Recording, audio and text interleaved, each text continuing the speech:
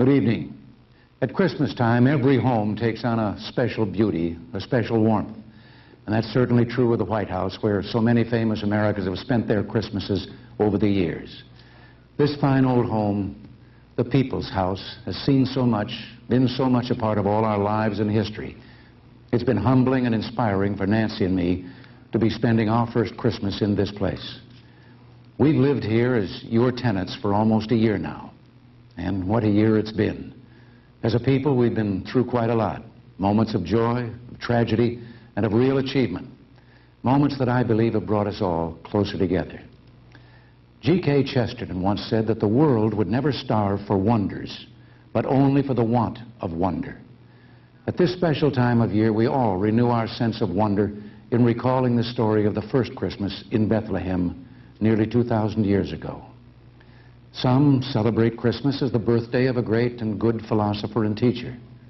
Others of us believe in the divinity of the child born in Bethlehem, that he was and is the promised Prince of Peace. Yes, we've questioned why he who could perform miracles chose to come among us as a helpless babe.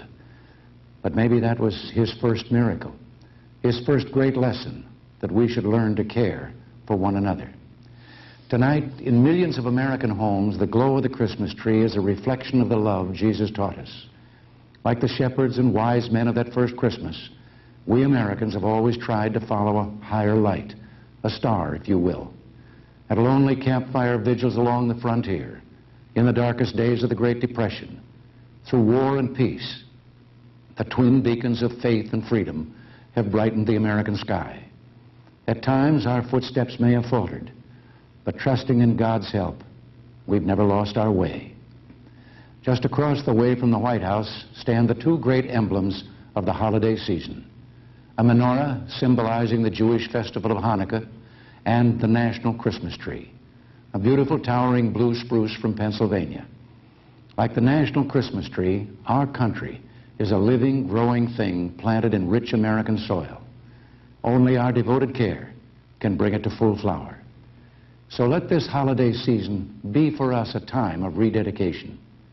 Even as we rejoice, however, let us remember that for some Americans, this will not be as happy a Christmas as it should be.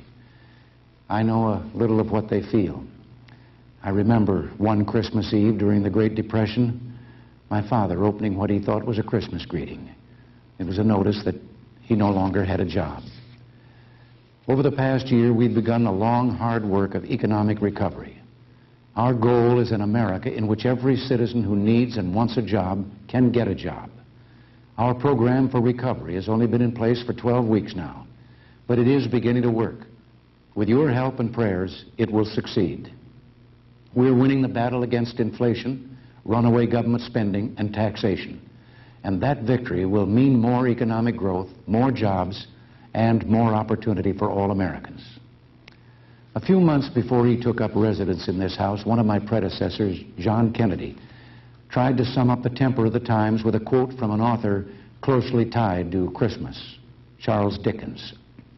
We were living, he said, in the best of times and the worst of times. Well, in some ways, that's even more true today. The world is full of peril as well as promise.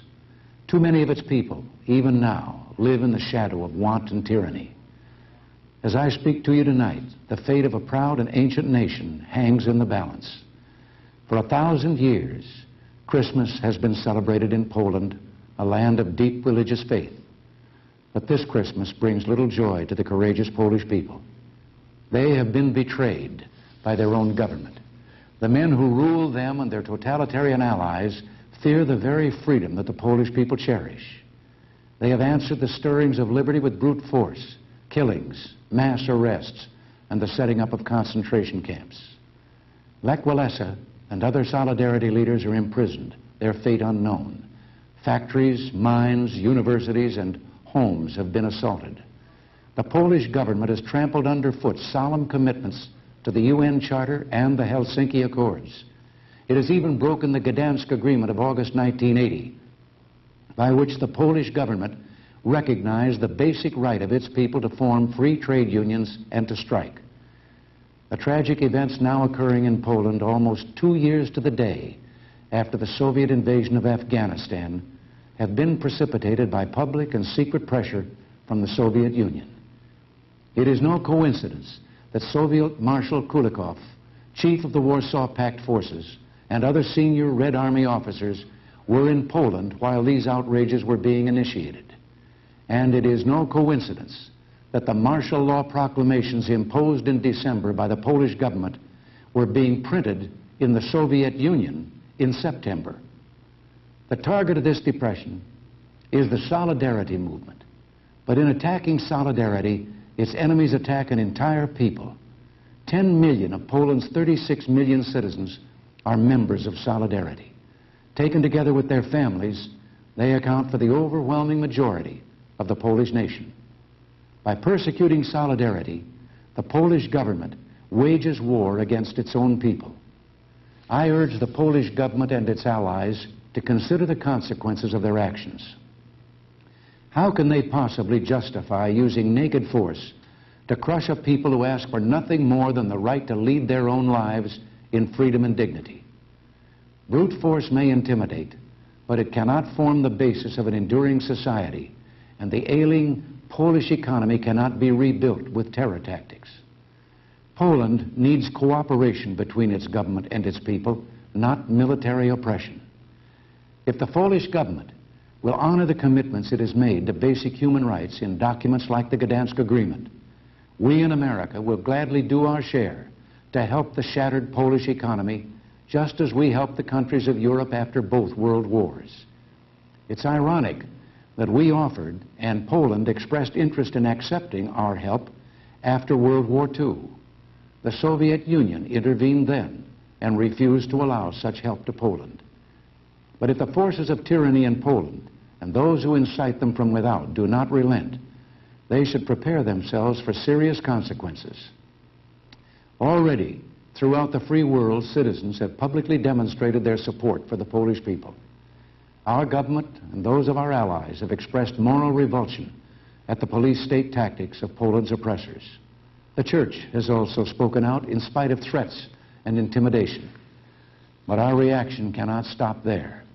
I want emphatically to state tonight that if the outrages in Poland do not cease, we cannot and will not conduct business as usual with the perpetrators and those who aid and abet them. Make no mistake, their crime will cost them dearly in their future dealings with America and free peoples everywhere. I do not make this statement lightly or without serious reflection. We have been measured and deliberate in our reaction to the tragic events in Poland. We have not acted in haste, and the steps I will outline tonight and others we may take in the days ahead are firm, just, and reasonable. In order to aid the suffering Polish people during this critical period, we will continue the shipment of food through private humanitarian channels, but only so long as we know that the Polish people themselves receive the food. The neighboring country of Austria has opened her doors to refugees from Poland. I have therefore directed that American assistance, including supplies of basic foodstuffs, be offered to aid the Austrians in providing for these refugees. But to underscore our fundamental opposition to the repressive actions taken by the Polish government against its own people, the administration has suspended all government-sponsored shipments of agricultural and dairy products to the Polish government. This suspension will remain in force until absolute assurances are received that distribution of these products is monitored and guaranteed by independent agencies. We must be sure that every bit of food provided by America goes to the Polish people, not to their oppressors. The United States is taking immediate action to suspend major elements of our economic relationships with the Polish government. We have halted the renewal of the Export-Import Bank's line of export credit insurance to the Polish government. We will suspend Polish civil aviation privileges in the United States. We are suspending the right of Poland's fishing fleet to operate in American waters. And we're proposing to our allies the further restriction of high-technology exports to Poland. These actions are not directed against the Polish people. They are a warning to the government of Poland that free men cannot and will not stand idly by in the face of brutal repression. To underscore this point, I've written a letter to General Jaruzelski, head of the Polish government. In it, I outlined the steps we're taking and warned of the serious consequences if the Polish government continues to use violence against its populace. I've urged him to free those in arbitrary detention, to lift martial law, and to restore the internationally recognized rights of the Polish people to free speech and association. The Soviet Union, through its threats and pressures, deserves a major share of blame for the developments in Poland. So I have also sent a letter to President Brezhnev, urging him to permit the restoration of basic human rights in Poland provided for in the Helsinki Final Act. In it, I informed him that if this repression continues, the United States will have no choice but to take further concrete political and economic measures affecting our relationship. When 19th century Polish patriots rose against foreign oppressors, their rallying cry was, "For our freedom and yours." Well, that motto still rings true in our time. There is a spirit of solidarity abroad in the world tonight that no physical force can crush. It crosses national boundaries and enters into the hearts of men and women everywhere. In factories, farms, and schools, in cities and towns around the globe, we, the people of the free world, stand as one with our Polish brothers and sisters.